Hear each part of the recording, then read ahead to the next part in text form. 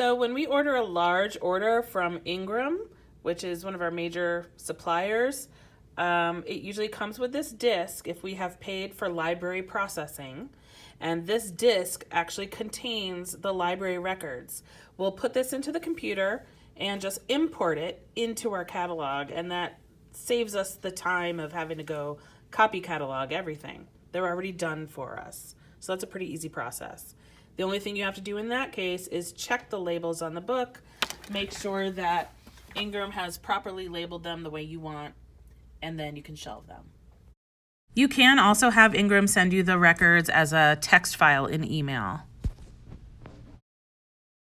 When you order from a company like Ingram, they will come with barcodes already on the books that you have told them they can use. You supply the company with a range of barcodes that they're allowed to add to the books for your library. When you are copy cataloging, individual copies or small amounts of books by yourself, you have to have barcodes ready to use.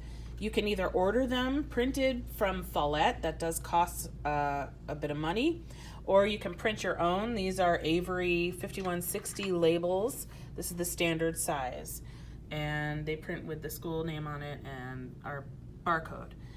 There is a process in our online public access catalog, Follett Destiny, to find a range of barcodes that are not used so that you know what to print. So to find used and unused barcodes, we go to the Reports tab, and this is Follett Destiny, Library Reports. And this right here, barcode list, is where we can identify used and unused barcodes. When you go into this, you can either figure out what has not been used. Like if I put in 300 barcodes starting on, I don't know, a number that I'm sort of guessing right now, it will run the report and it will tell me if those have been used or not. In this case, I put in some random number and those have not been used. Those 300 barcodes are usable. I can now print this range and use them on books. Once I know the range of barcodes I want to print, there's a different spot to go to print labels. I can print a range.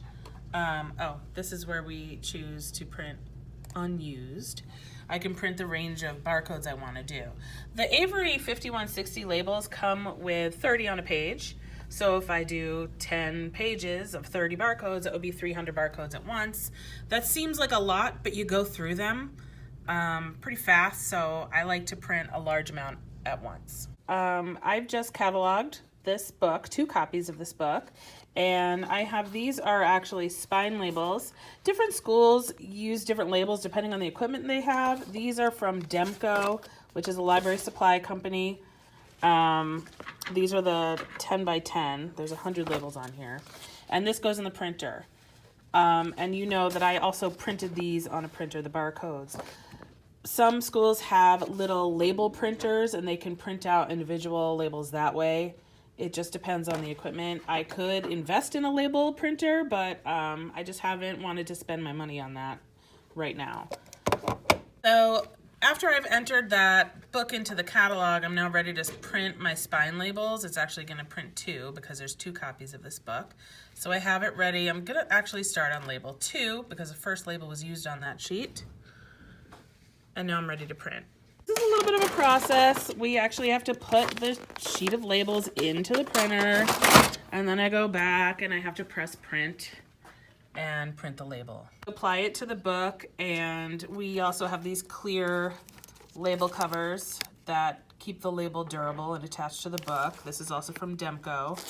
And that's about it. Since these are paperbacks, we may also cover it with some sort of library covering. Now, all of these materials may seem overwhelming, but you're going to get to your library and find that you already have things in your storage drawers. And of course, you can always ask your mentors what you need to order. Part of this process is adding the barcode. We follow the standard that's in the manual, where to place it. I try not to cover the words too much.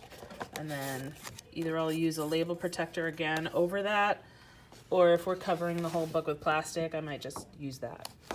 So that's it. That's how we catalog and label books. You can see it's kind of a time-consuming process. One last thing, you see the placement of this barcode.